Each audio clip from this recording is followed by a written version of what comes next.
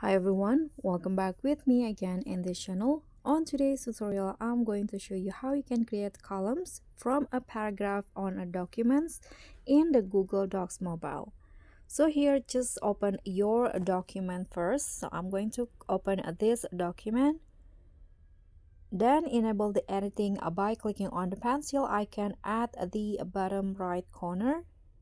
Here, to create the columns, you just need to block the paragraph that you want to create columns for. So I'm going to block until here, for example.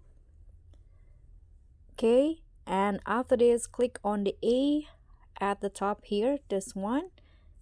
Go click on A and then just scroll down and you'll find columns option. So you can choose between these three, one column, two or three. Let's try the two columns. Click on this and you can just go back.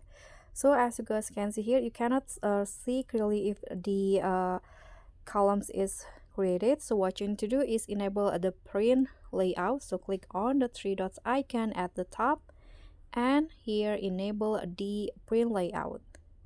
And just like that, you can see now the paragraphs has been changed into a column.